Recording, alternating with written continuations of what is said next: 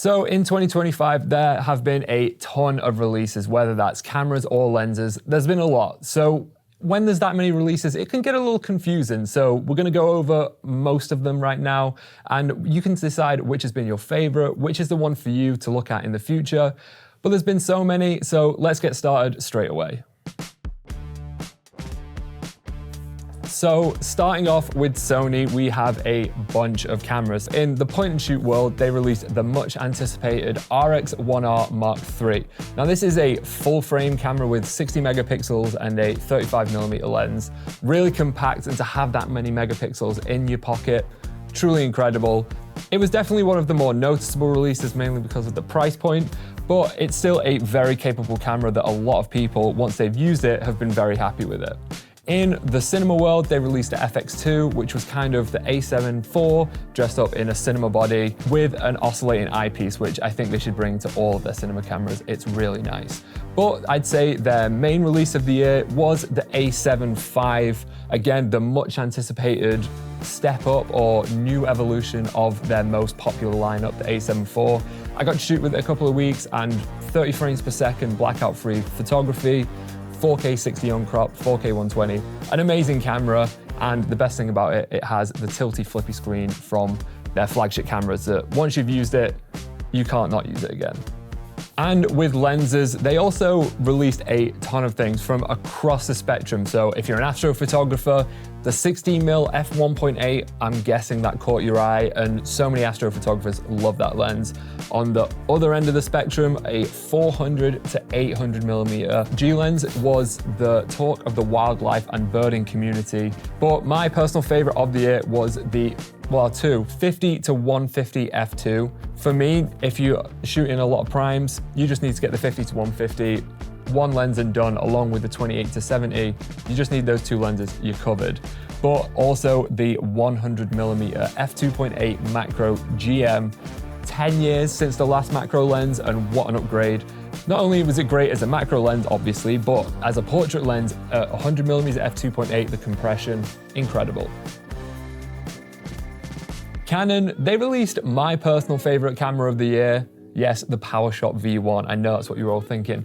And that is an incredible camera. 16 to 50 full frame equivalent lens, built-in ND, C-Log 3, and photos incredible. It has a kind of a micro 4/3 size sensor, but in a 3:2 aspect ratio, so a 1.4 inch sensor. And you can just fit it right in your pocket. It's incredible, I absolutely love it.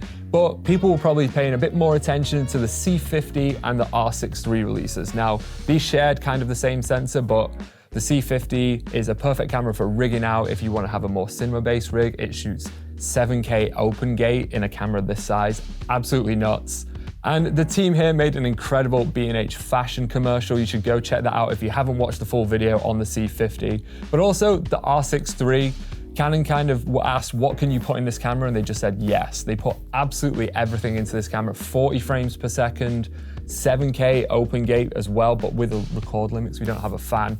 But an incredibly capable camera that is definitely turning the heads of a lot of people that either have an R5 Mark I, an R6 II, definitely worth an upgrade, I would say, if you're looking to upgrade in 2026.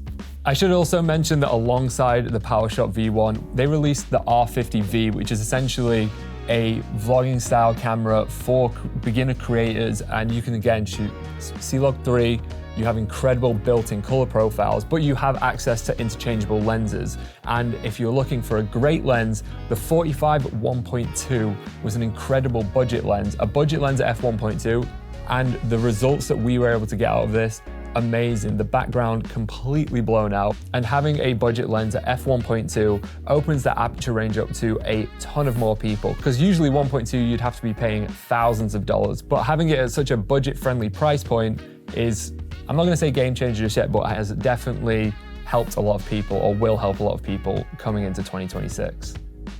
And they also completed the lineup of the VCM 1.4 primed with the 85mm f1.4. And this is great for video shooters because now you have from 20mm, I believe, to 85mm at f1.4. You essentially have a group of lenses that are all the same size. So if you're a video shooter and you're on a gimbal all day, balance it with one lens and then you can just swap them out throughout the day. Just speeds up your workflow and you get incredible results with that L branded glass.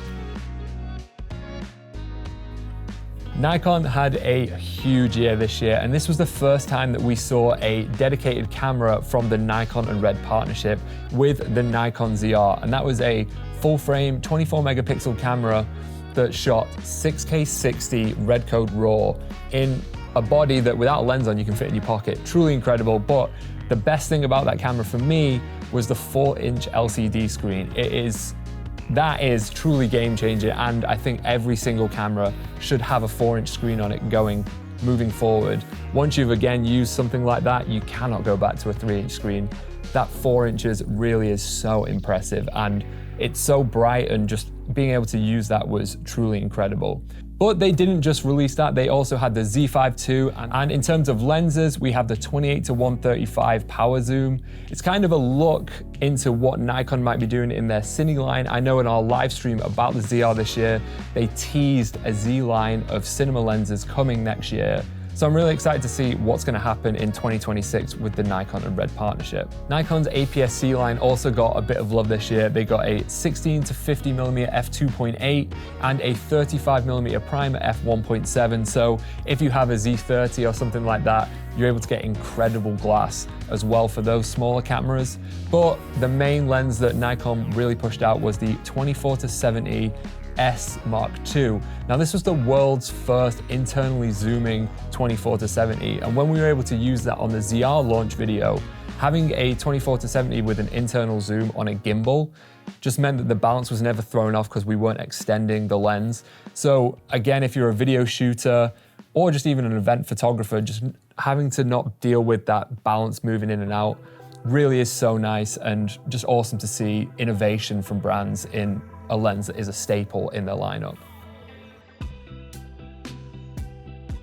OM System had a very busy year as well, with 2 camera releases. First, the OM3, which was a throwback to Olympus film cameras essentially, and you had a creative film dial to get some recipes on there so you could get amazing creative looks straight out of camera. A really fun street photography camera. I'd go and check that video out if you haven't watched that already. And also the OM5 Mark II. Now this was a great entry-level camera for someone that's looking to do wildlife, birding, and all that kind of stuff. Incredibly lightweight, and the OM System Micro Four Thirds lenses make it so accessible for people to get those longer focal lengths for a cheaper price point. But their Pro lineup, they had a 50-200mm f2.8. Now, as this is a Micro Four Thirds lens, it's technically equivalent of a 100-400 at f2.8. So for you wildlife and bird photographers, an incredible option, and it's so lightweight, you can carry it all day, handhold it, not have to worry about a tripod. So an amazing lens for you Micro Four Thirds shooters. DJI and Hasselblad brought a number of products out. So on the action camera side, we had the Osmo Action 6, which is the latest iteration of their more standard action camera. But we also got the Osmo Nano, which was a modular design. So it kind of gave you that opportunity to get a little bit more creative with your shots, as the body was magnetic, so you could kind of put it on anywhere and you have a tripod wherever you go essentially. We also got the RS4 Mini with the tracking module. Now this was a fantastic bit of technology for me. So it allowed solo shooters to let the gimbal do all the work essentially. So you double tapped on the trigger or you put your hand out, the gimbal started tracking your subject. So you could do creative and really dynamic movements, and you could just focus on your movement and not have to worry about where the camera is pointed, knowing that it's on your subject. An incredible bit of tech. Hasselblad also brought out their new flagship camera, the X2D2 100C. So this is a 100 megapixel medium format camera, but with better autofocus, incredible in-body stabilization. I think when I used it, I got a perfectly sharp photo at 3 seconds handheld.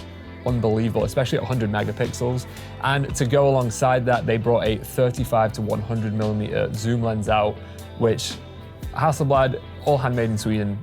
Every time you pick up one of those, it's a moment, it's incredible. So fun to use that. And if you ever get the chance to shoot on a Hasselblad, definitely do it. It is an amazing experience. And if you're lucky enough to be thinking of buying a Hasselblad in 2026 and you're debating between the X2D and the X2D2, I would definitely recommend getting the X2D2, just because the autofocus is better and that image stabilization is I think it's 10 stops, which is incredible. So being able to use that lower shutter speed just makes the already low light performance, which is incredible, so much better. And using multiple second exposures handheld, you really notice a difference, and it will just open up so many more possibilities when you're shooting with it. So definitely get the X2D2 if you're buying a Hasselblad, all 4 of you. And I would say out of all the brands this year, Sigma have definitely been the busiest. Now, I was lucky enough to go to the Sigma headquarters in Japan earlier this year for the release of the Sigma BF, which basically everyone was describing it as if Apple were to make a camera. It is just beautiful. It's made out of a solid piece of aluminium. Yes, aluminium. And it's just like nothing you've ever used before, and just an amazing experience to use. Ergonomically, not the best. It's a slab of aluminium, so especially if it's cold outside, definitely put some gloves on. But we also had the 300 to 600 f4. As a wildlife lens, as a wildlife shooter, I nearly cried when I saw that because I just recently bought a 300 prime. But it is very big and very heavy, but the image quality and the range that you get from that, unbelievable. It's such a cool piece of innovation. Sigma also released a 200mm f2, crazy, a 135mm f1.4, which is the world's first f1.4 at 135mm, a Mark II of their 35 f1.2, which was so much smaller, a whole set of Aizu primes, which was the cine lenses that was their first ones built from the ground up, and a bunch of APS-C lenses like the 17 to 40, which was a follow-on for the very, very fan favorite of the 18 to 35, which was on like the EF mount, and also a all-in-one travel zoom lens, which is actually very surprising how good that is in terms of its quality. So like I said, Sigma have been incredibly busy this year, and I wonder if they're gonna keep that momentum up in 2026, or maybe take a breather. They've earned it for sure. But moving on.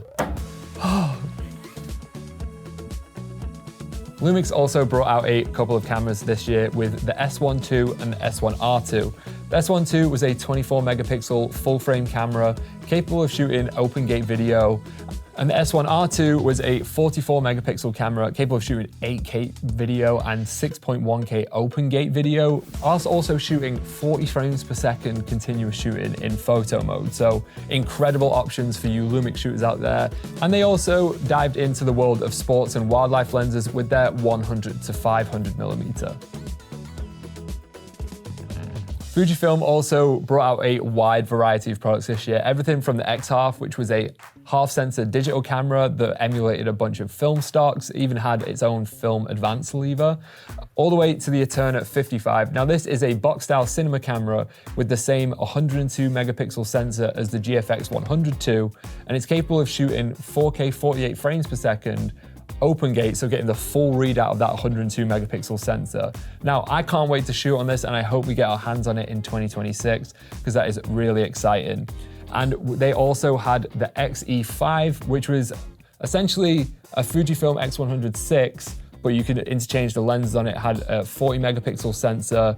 It looked really cool, and I know it was definitely a fan favorite amongst our team, to say the least. And we also had the XT30 Mark III, which is a great kind of entry to mid-level camera. Bunch of fun simulations on there, so people can get great results straight out of camera. You can also grow with that and get some incredible results. So again, Fujifilm always coming out with really solid cameras. And last but certainly not least, we have Leica. Now they came out with a few cameras this year also. So first off, we had the SL3S, which was a full frame mirrorless camera with interchangeable lenses capable of shooting 6-gate open gate internally. So an incredible option for you Leica shooters out there. We also had the MEV1, which I was lucky enough to test. And now this was the first M camera with a EVF. So definitely opened up the M system style camera to a lot of people who maybe have intimidated by a rangefinder, who just wanted an EVF, wanted the technology from the Q series, but the look of the M. This was kind of a match made in heaven for that. And we also had the Q3 monochrome. Now, it's not, I was gonna say black and white, it's not black and white, it's monochrome. And you get such a clean image of that because there's no color filters on the sensor. So you can shoot, I saw someone shooting the other day at 100,000 ISO and get a clean image. You're basically shooting in the dark at this point, so if you want a black and white camera for about $8,000, that's the camera for you. Your dreams have been answered. So that was kind of a run of all the Canon lenses, but a special mention, I have to mention them because they invited us to the factory this year. Manfrotto came out with the Manfrotto 1 tripod with the ingenious 500x fluid head. Now this basically allowed you had a lever on it and it flipped from horizontal to vertically really quickly. And when we were out shooting that, it made it so easy. We had C80s mounted on the tripod, and being able to flip from horizontal to vertical to get both styles of content really sped up our workflow, and having one latch to adjust the tripod's height really is fantastic, and I can't express how nice it is to just do that once and then be set. So amazing. Thank you to Manfrotto for flying us out there. Really cool experience. And that was kind of a brief-ish rundown of what came out in 2025 in terms of camera and lenses. But I'm sure I missed your favorite thing and you're really angry at me right now. So please let me know down below in all caps what I missed and why I was wrong to miss it. I would love to hear them and let's talk about it. I'll be on there answering those questions or saying, yeah, that was a great lens. So yeah. Can't wait to hear what I've missed. What was your favorite product of 2025? Also, let me know down below. Maybe not in all caps, so we can buffer them out. But in the meantime, I have been Matt. Thank you so much for watching, and I'll see you in the next one.